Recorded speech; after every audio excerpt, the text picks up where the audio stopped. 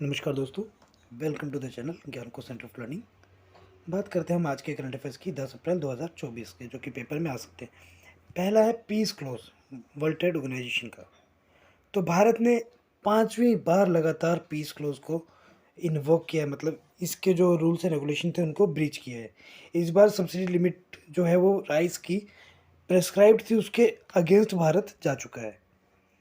ठीक, global trade norms के अनुसार जो WTO मेंबर कंट्रीज़ हैं, उनकी जो फूड सब्सिडी बिल है, वो किसी भी तरह से ब्रीच नहीं करनी चाहिए 10% वैल्यू प्रोडक्शन को। ठीक, 1986-88 का ये प्राइस रेफरेंस लिया गया था। ठीक, और इंडिया ने इस फॉर्मूले में अमेंडमेंट्स की हैं कुछ अपनी फूड सब्सिडी कैपिटल के अनुसार। ठीक, अब यही चीज़ हुई थी बाली मिनिस्ट्रियल मीटिंग में भी दिसंबर 2013 में। ठीक, जिसमें इसका परमानेंट सॉल्यूशन निकालने की बात चली थी।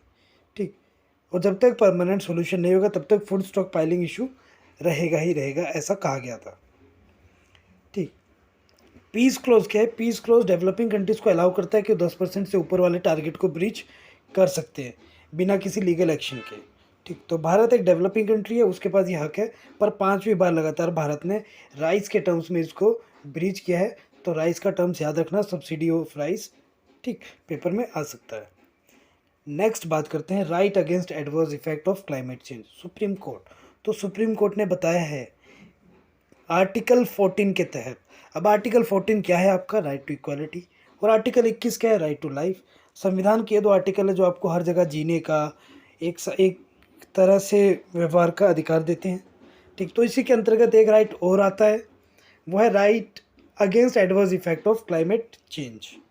ठीक, तो सुप्रीम कोर्ट के ऑब्जर्वेशन के अनुसार कहा गया है जो कि प्रोटेक्शन ऑफ एंडेंजर्ड बर्ड स्पीसी जैसे कि ग्रेट इंडियन बस्टर्ड, लेज़र फ्लोरिकैन, जो कि राजस्थान और गुजरात में पाए जाते हैं। ठीक, तो उन्होंने कहा है कि इसका इम्पैक्ट पड़ता है जो ओवरहेड ट्रांसमिशन लाइन्स है, जैसे खंबा है, इसके ऊपर जो लाइन्स जा रही है, इनको कहते हैं ओवरहेड ट्रांसमिशन लाइन्स, इसके द्वारा। ठीक, तो सुप्रीम कोर्ट का कहना है कि भैया ये जो इफ़ेक्ट है इसका, और क्लाइमेट का जो इफ़ेक्ट है, ठीक, जो क्लाइमेट चेंज इंटेंसिफाई कर रहा है सालों साल, ठीक, इसका बड़ा ही दुष्प्रभाव पड़ रहा है पशु पक्षियों पे भी और इंसानों पे भी। ठीक, और ये कई सारे फंडामेंटल राइट्स को ब्रीच कर रहा है, जैसे कि हमारा मेन है राइट टू हेल्दी एनवायरनमेंट। ठीक, इसको ब्रीच करता है in terms of life, personal integrity, health, water, housing, procedural rights जैसे एक्सप्रेशन, एसोसिएशन, पार्टिसिपेशन एट्सेट्रा। तो ये राइट्स आ सकते हैं पेपर में। अगला spotted deer population explosion. Spotted deer इस तरह के हिरण होते हैं जिनमें सफ़ेद या स्किन कलर के धब्बे होते हैं।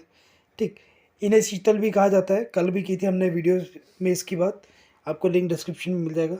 तो शीतल क्या क्या होते हैं? ये एक स्पॉटेड डियर होते हैं जो कि अंडमान निकोबार आइलैंड में पाए जाते हैं 1900 के दशक से। ठीक, अब शीतल पॉपुलेशन जो है वो एक्सीड कर रही है कैरिंग कैपेसिटी से। ठीक, ये ज़्यादातर पाए जाते हैं नेताजी सुभाष चंद्र बोस आइलैंड में, वहाँ पे इनकी कैपेसिटी जितनी है उससे ज़्यादा ये बढ़ रहे हैं। ठीक, इन्हें एक्सिस डियर के नाम से भी जानते हैं, तो ये नाम याद रखना, spotted deer is equals to chital is equals to axis deer. ठीक, ये होते हैं थोड़े रेडिश ब्राउन कलर के। ठीक, और उसमें वाइट स्पॉट्स होते हैं, ये स्किन कलर के।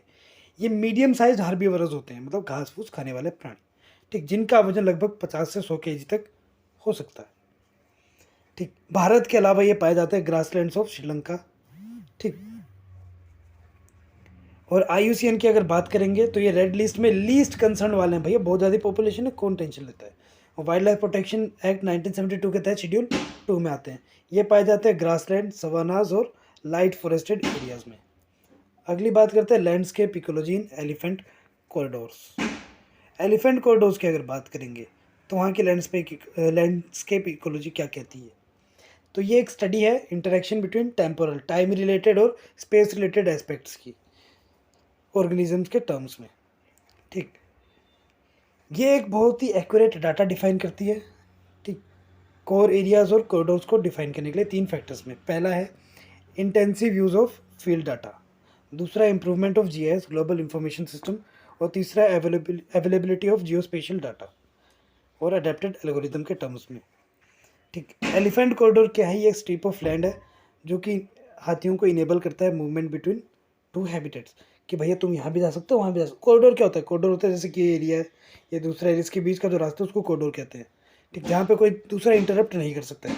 तो ये एलिफेंट कॉरिडोर है, ठीक। तो 2023 की रिपोर्ट के अनुसार 62 नए कॉरिडोर बने हैं, जो कि 40% इंक्रीज बताते हैं 2010 के हिसाब से। और ये बाकी डाटा आपको PDF डिस्क्रिप्शन में मिल जाएगा, आप इसे कवर अप कर लीजिएगा, पेपर में आ सकता है डाटा। मेंस के पर्सपेक्टिव से ये डाटा बहुत इंपॉर्टेंट है, आपको हेल्पफुल रहेगा। अगला, परिवर्तन चिंतन, ये ट्राई सर्विस कॉन्फ्रेंस। तो ट्राई सर्विस कॉन्फ्रेंस की बात हो रही है, जिसका नाम है परिवर्तन चिंतन, ठीक। 8 अप्रैल 2024 को हुई थी ये न्यू दिल्ली में, ठीक। चीफ ऑफ डिफेंस स्टाफ जो CDS है, अनिल चौहान, उन्होंने इसे चेयर किया था, मतलब चेयरपर्सन थे यहाँ पे। और ये पहली ट्राई सर्विस इंस्टीट्यूशंस के हेड्स की कॉन्फ्रेंस थी, ठीक। CDS का पद की अगर बात करेंगे तो इसे 2019 में क्रिएट किया गया था। पहले CDS थे जनरल बिपिन रावत, ठीक। और इसको उस टाइम जब रिकमेंड किया गया था तो ये कमेटी थी, जो हेड कर रहे थे कमेटी को होते लेफ्टिनेंट जनरल DB शेकतकर, ठीक। और ये मिलिट्री के एस्पेक्ट में बात कर रही थी मीटिंग में, ज़्यादा कुछ नहीं। अगला, नेप्टिस फिलाइरा, एक रेयर बटरफ्लाई है, कुछ इस तरह से दिखने वाली, देख लीजिएगा, आपके आसपास पाई जाती है तो फोटो खींच के रख लीजिएगा, मोबाइल के स्क्रीन सेवर में काम आएगी। नेप्टिस फिलाइरा ये पहली बार भारत में पाई गई है टेल वैली वाइल्ड लाइफ सेंचुरी में, ठीक। ये रेयर स्पेसियो बटरफ्लाई है, बहुत ही रेयर पाई जाती है, और लॉन्ग स्टिक सेलर है, मतलब दूर तक ये चल सकती है, कोई मतलब नहीं इसको, ठीक। बहुत तगड़ा स्टेमिना है इसका, ठीक। अभी तक ये पाई गई है ईस्ट एशिया में, Siberia, Korea, Japan, Central South West China, इन इलाकों में। अब भारत में भी इसकी प्रजाति पाई गई है, ठीक। ब्राउनिश ब्लैक कलर की होती है, अपर साइड से थोड़ा येलो ब्राउन होता है इसका शरीर, ठीक। और हॉकी स्टिक के जैसे इसका पैटर्न होता है, कुछ इस तरह का, ठीक। ये निम्फेलिडाई फैमिली को बिलोंग करती है, जो कि जिनकी habitat evergreen forest, riverine vegetation और रॉकी स्ट्रीम्स। अब तेल वैली वाइल्ड लाइफ सेंचुरी की अगर बात करेंगे, ये कहाँ पे है? ये है आपके अरुणाचल प्रदेश में स्थित लोअर सुबनसिरी डिस्ट्रिक्ट, ठीक। तो तेल वैली वाइल्ड लाइफ सेंचुरी पेपर में आ सकता है, इंपॉर्टेंट, मार्क करके इसको लिख लो दीवार पे।